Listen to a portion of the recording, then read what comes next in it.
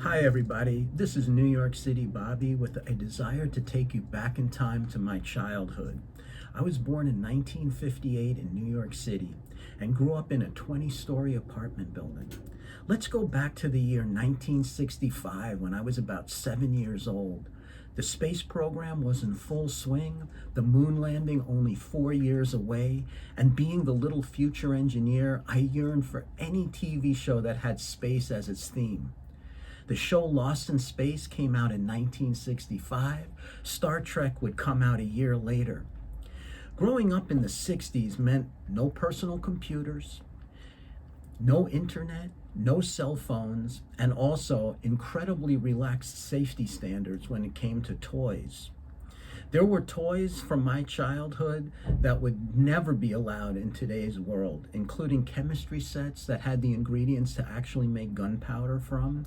There was a toy called Clackers, these two balls on strings that when you got them going, they went really fast and they shattered and they could cause incredible injuries.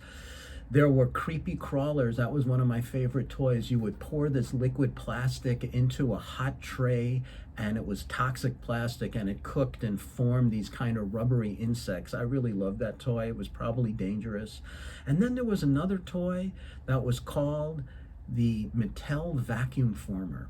Now this was truly a cool toy. It was a genuine vacuum forming toy, and it wasn't particularly dangerous, but it did have a heating element in it that was used to kind of get a little thin sheet of plastic hot enough so that you could form it into things using the vacuum former. You can check out the link in the description that will take you to a video that actually shows you how the Mattel vacuum forming toy worked. So why am I even talking about all of this, you might ask? Well, at the time, I really liked Lost in Space, and I was completely in love with the spaceship from that TV show called the Jupiter 2. The Jupiter 2 was kind of a classic flying saucer-like looking spaceship whose iconic feature was a clear bubble mounted on top of the spaceship. Now, my brother and I had gotten into making models of the Jupiter 2. Now, the way we made the models is pretty simple. We took two pie tins and just flipped them upside down, stapled them together, and that gave you the saucer shape. But the one thing you really needed to make that model look half good was a clear plastic dome to put on top. Question, where are you going to get a clear plastic dome from? Well, on the 18th floor of my building lived one of my really good friends named Peter, and Peter actually had the Mattel vacuum forming toy. And one of the molds, or what they really are called plugs when you do vacuum forming, was a dome shape. So we would go up to Peter's house and we would tell him that we were making a Jupiter 2 model and we needed a clear dome, and he would take out the Mattel vacuum forming toy. He would put a clear plastic sheet into the frame of that toy, get it hot, and in one fell swoop he would flip the frame over onto the plug, which was the dome, and then there was a little pump on the side of the machine. You started pumping it and it created the vacuum, and it would form the plastic over the dome, and in seconds we had the dome we needed to complete our Jupiter 2 model. Now keep in mind, at the time there were a huge number of UFO sightings being reported all over our country, and we lived on the 4th floor, and below us on the 3rd floor lived a family that consisted of a husband and wife named Roz and Irv, and they had 2 children, Gary and his sister Janie. We were all friends, and Roz, Gary's mother, was about the sweetest person I ever met. I mean, this woman was so up. She was always enthusiastic about whatever us kids were doing, and she was just one of these people who was just sort of full of joy. She was a bit eccentric, but my memory of Roz was just one of the sweetest people imaginable. So one day, my brother and I, we had completed our Jupiter 2 model. We had the beautiful clear dome mounted on top of our pie tins, and we decided we were going to light it up. So we took out a hole puncher and we punched some holes in the side of the aluminum tins, and we, keep in mind, this is 60s. LEDs hadn't even been invented yet. So to light up our little model, we took a flashlight light bulb and we connected it to a couple of batteries so it lit up. and we decided we would attach a string to our pie tin, and I shouldn't say pie tin, I should say Jupiter 2 model, and we lowered it down from our fourth floor window so that it was hovering right above Roz's window. And then we called her on the phone and we said, Roz, there's been reports of UFO sightings in the city. Can you go to your window and see if you see anything?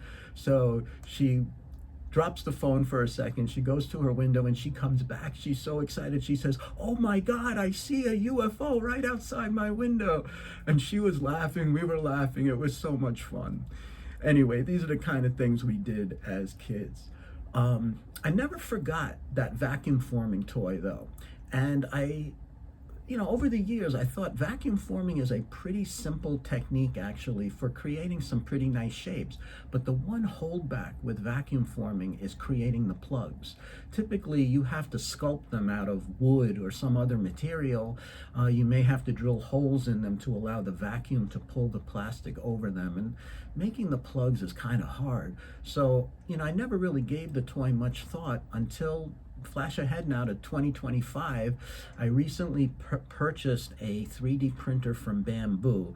I have right here, I think it's a P1S 3D printer from Bamboo. It's absolutely terrific.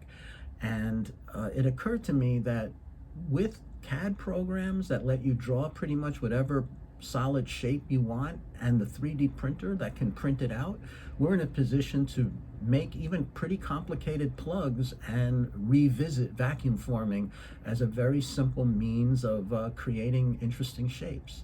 So I attempted to kind of recreate the Mattel Vacuum Former toy using a shoebox and some simple wood that I had drilled a bunch of holes in. And I was going to use my vacuum cleaner to pull a vacuum. And basically, I mounted a piece of plastic sheet that I cut from a package, like a tomato package, a package that had tomatoes in it, and I stapled it to the frame. I heated up the plastic with a hot gun, and then I turned my vacuum cleaner on and I pulled the frame over the plug, and it didn't exactly 100% work. It kind of worked a little bit, but either the vacuum wasn't strong enough to really pull the plastic around the plug, or the plastic wasn't really hot enough to conform all the way it needed to, or perhaps it's not even the right plastic. I don't really exactly know, but it didn't quite work, but it somewhat worked. And you can see from these images what it ended up looking like. And I was pretty much ready to give up on the idea of vacuum forming when I thought that maybe if I make a female plug as well, I could not only push the plastic over the male plug, but then I could come on top of it with a female plug, and maybe that would force the plastic to conform to the shape that I wanted. So that's exactly what I did. I ended up not even using vacuum at all. So I ended up just using a male and female plug, and I still have the plastic mounted in a wooden frame and heating it up with a hot gun, and you can see from these videos that it actually works quite well. So I'm calling it pressure forming. I don't really know if there's a name for this technique. I'm sure I didn't invent it, but it works quite well. And I don't really want to make Jupiter 2 models anymore, but I am into model airplaning, and a lot of the model airplanes I make look so much better if you can create a really cool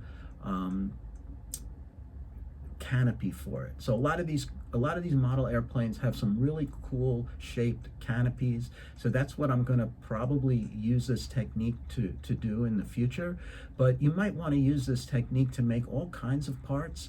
I'm not 100% sure if what I'm about to say is right, but I also believe that if you dip this clear plastic in RIT clothing dye and let it soak for several hours, you can tint the clear plastic to whatever color you want. So if you want sort of a translucent blue canopy for your model airplane, you can use this technique to form it, and then you can soak it in dye and color it as well. So anyway, I thought some people out there might be interested. If you have a 3D printer, it is so simple to do this. It really requires almost nothing. If you're willing to sand and fill in the ridges made by an FDM type printer, You can get a really great finish on these parts. If you have a resin printer that, whose print quality won't even leave you those ridges like an FDM printer will, it'll probably work even better. So anyway, this is a super easy technique out there. Hope some of you might actually try it. Thank you.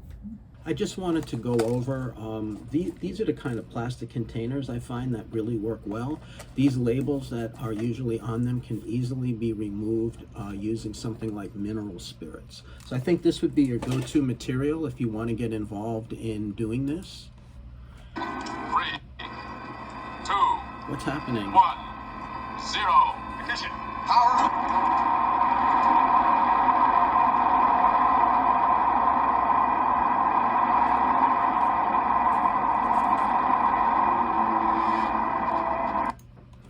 So here's my Jupiter 2 model completed, and as you can see, the bubble on top looks really, really good. There's even windows here in the front, and she looks pretty good. Now all I'd have to do is light it up and lower it down to my 3rd floor neighbor.